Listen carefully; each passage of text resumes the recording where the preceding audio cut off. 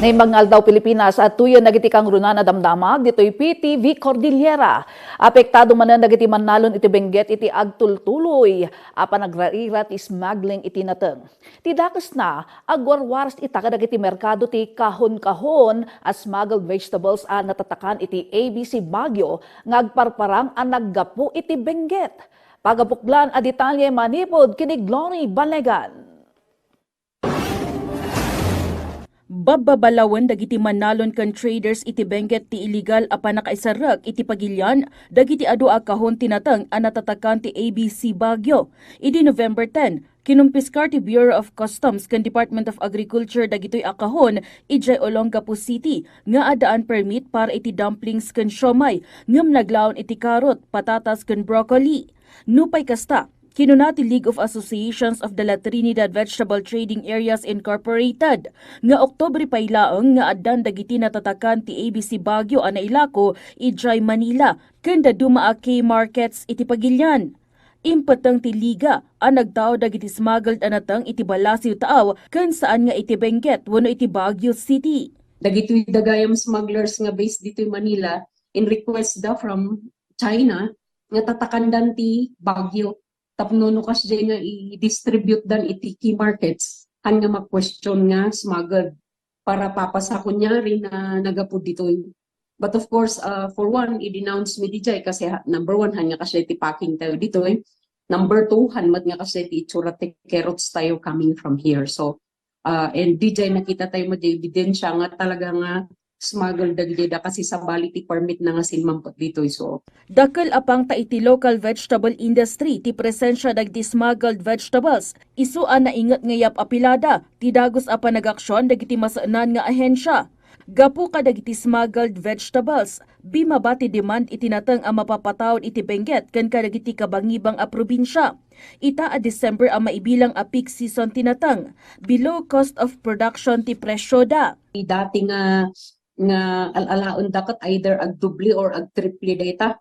Tano peak season ngayon ngumato ti supply, ngumato iti demand. But this time around, ngumato the demand around 30 to 40% laang. Unlike idi nga 100% nga ag doble. So tata, rik na piman nagtumal ti lalakoan tinatang.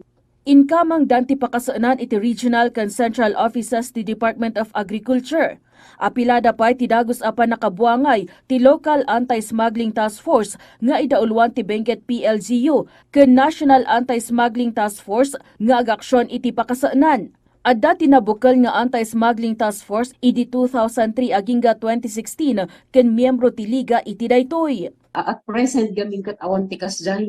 Isong ano kasjay nga dati report kanyami awan ti usto nga pagpulungan ni oren no maitod di oras di lugar nga pagdiskargaan da awan ti tedan media information tapno ma-check kuma.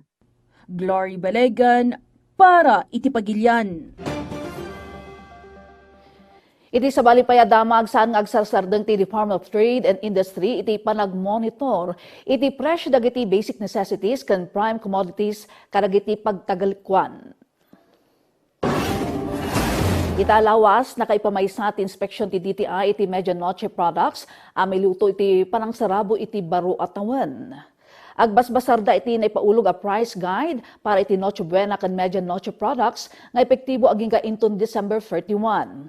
Iti price guide 20 ket maysa a produkto ti nagkisay iti presyo bayat at 30 a produkto ti nagtalinaed ti presyo dakas idi 2022. Makita mo iti TV screen ti 2023 price guide nga inyulog ti DTI para kadagiti Noche Buena ken Medianoche products. Palagip ti DTI ti panangsagana dagiti grocery growers. Iti listahan dagiti gatanganda pagdiligen ti presyo dagiti brands ken sukimatan ti label ti produkto kas iti expiry date. Kang runaan na gumatang lang kadagiti mapagtalkan a pagtagaltuan tapno makaliklik kadagiti counterfeit products.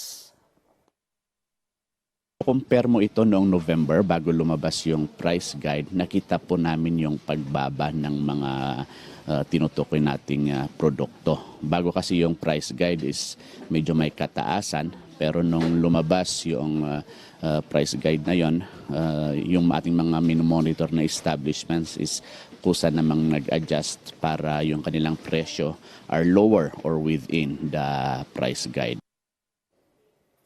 Dagiti kang runaan adamdamag dito'y PTV Cordillera. I-like, i-follow kun ag-subscribe iti social media platforms ti PTV Cordillera iti Facebook, TikTok, and YouTube.